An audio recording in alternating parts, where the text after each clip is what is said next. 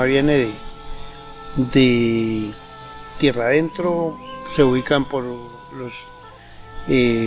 por San Antonio, en San Jamundí, de ahí viene con el papá, porque ella queda huérfana de muy niña, y de ahí la traen a San Antonio, de San Antonio viene una gente para aquí, para el lado de la Carbonera, y ahí queda, ahí vive ella. Luego llega mi papá, que viene, es nacido en Caloto, viene a Pradera, luego entra al Nogal, también llega para la Carbonera, se distinguen con mi mamá, viven, luego a raíz de la violencia ya del 48 y toda esa vaina de ellos, a mi papá es amenazado, le toca salir y se fue para Adagua. Ya mi mamá iba en embarazo, allá nací yo en Cisnero, allá en el Cañón. Y lo que dice mi mamá es que por ser un clima tan duro, pues ella ya me tuvo, y al mes de nacido ya pues me ha enfermado mucho, entonces me trajeron, más que todo para echarme los óleos en Pradera y dejarme por acá, y resulta de que no, me echaron los óleos y parece que el indio pataleó y continuamos viviendo. Ya en esa época ya le habían quitado la finca, los animales, todo se perdió en esa violencia del 55, y entonces ellos se vinieron aquí a La Fría, así que me trajeron de un mes de nacido para aquí, para La Fría, y ahí ya me crié, y pues desde esa época vivo en este sector. Mi papito vivía para el lado de La Ruiza, y él venía a visitarnos, un médico tradicional, me llevaba a hacer sus trabajos, y yo pues lo acompañaba, me recuerdo de muy pequeño, y ese fue como el origen de donde ya mi papá y mi mamá compraron un lotecito ahí abajo, y ahí vivimos, ahí nos acabamos de criar. Luego se compró una montaña por ahí.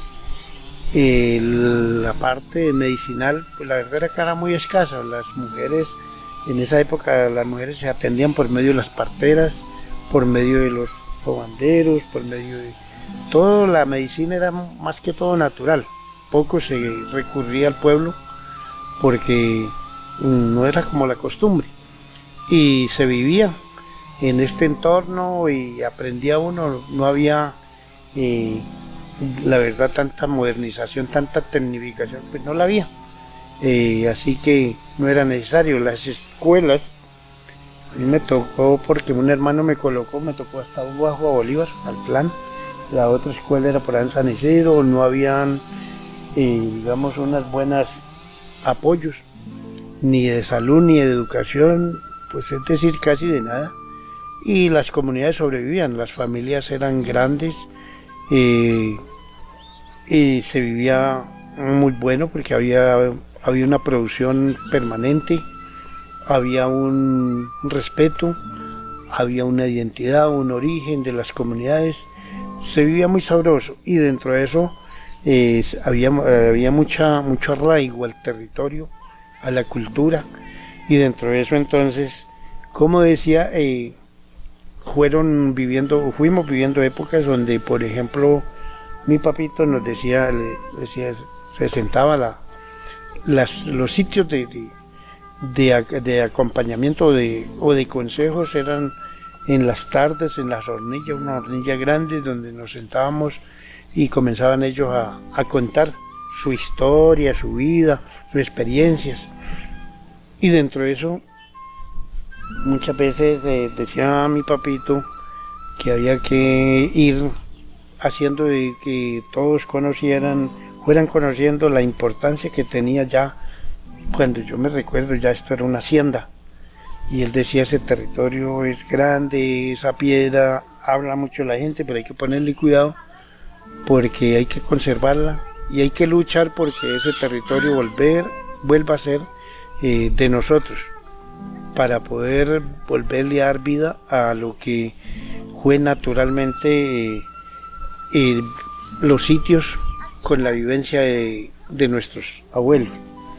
Entonces ellos hablaban de que no era una piedra, sino que era una casa grande que hicieron los mayores, donde ahí era donde se compartía, se hacían las ceremonias, ya sea de nacimiento o de juntamiento, los matrimonios, los rituales de salud. Entonces se hacía todo eso, y ahí había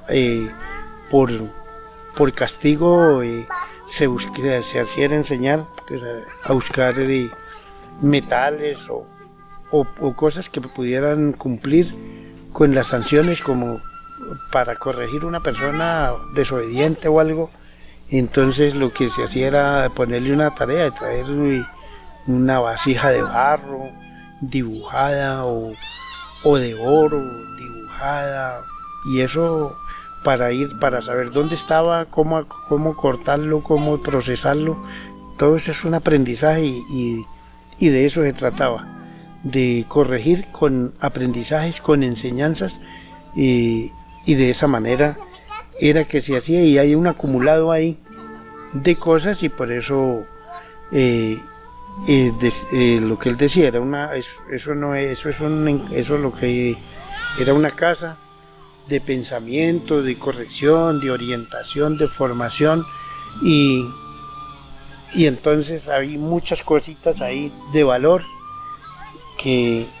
con la persecución que se tenía de la invasión, entonces lo que se dijo fue, los mayores definieron para guardar todo eso, e encantaron esa piedra y la dejaron y se fueron, y entonces se quedó ahí. Ahora que vuelven a retomarla, pues ven que hay una posibilidad de hacer de explotarla. Entonces el dueño permite hacerle una excavación a eso,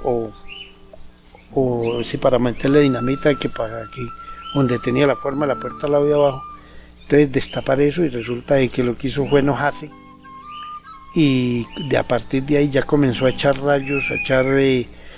matar mucho ganado, y se volvió muy brava. Y entonces muchos aquí en Pradera conocen de que el dueño la mantenía encerrada. Era un cuadro, tenía encerrado más o menos casi 2 hectáreas, porque animal que se arrimaba de pronto caía un rayo y mataba. Entonces, para proteger eso, la mantenían así. Después de que nosotros llegamos, nos hicimos al territorio, donde el Estado nos devuelve el territorio, nuestra misión y visión es cuidar, es proteger. Y a partir de ahí, pues desapareció el cerco, porque ahí ya los animales entran hasta donde está la Virgen, que fue instalada precisamente para minorar los rayos, todas esas malas influencias que ellos mismos despertaron, y que entonces ahí fue donde, por allá más o menos en 1910, hicieron una misa y trajeron a un padre Castrellón a hacer esa misa y a bendecir ahí, para conjurar esa piedra para que no siguiera así brava. Y entonces a partir de ahí ya ella mejora, pero sin embargo, como digo, hasta cuando nosotros recibimos estaba cercada, y como si hoy los que visiten y conocen puede ver de que la piedra está totalmente libre, porque nosotros de pensamiento la respetamos, la cuidamos y la protegemos. Es nuestra misión, nuestra visión, y eso es lo que se conoce de la piedra, de cuál fue su origen. En cuanto al encanto, pues no es que es decir, lo que ellos hacen es protegerla y dejar un cuidandero. El cuidandero es el que estaba ahí, y para que se reconociera, se llevara el conocimiento, pues dónde estaba y cómo estaba, antes de esa época, de ese siglo que les mencionaba, 1910. Entonces más antes se van regresando las familias después de haber sido arrinconadas en tierra adentro, los nazas más que todos. Entonces se fue multiplicando la población y fueron otra vez regresándose a varios sitios, dentro de eso estos. La misión de que el territorio fuera entregado es porque hay esa relación entre la comunidad nasa y el territorio y el suelo, el subsuelo, el suelo y el espacio, que es el que nos permite supervivir como pueblos. Y eso es lo que mucha gente todavía puede observar, de que si vienen en la parte de arriba suena como que si fuera, como que no fuera una piedra, como que fuera coco, como que tuviera algo. Entonces es lo que nosotros retomamos y lo protegemos y lo cuidamos e invitamos a que la gente conozca, de pronto eso nos dé una idea o nos dé unas luces de cómo buscar autodescubrirnos y comenzar a conocer y a relacionarnos y a proteger mucho más este paraíso que nos ha dado mi Dios, para disfrutarlo, para cuidarlo, para vivirlo, para tener todo, pero a cambio de que también nos toca cumplir con unos deberes, que es la protección, el cuidado y el manejo y el respeto a todo lo que mi Dios nos ha traído, porque nosotros somos pasajeros y aquí somos cuidanderos.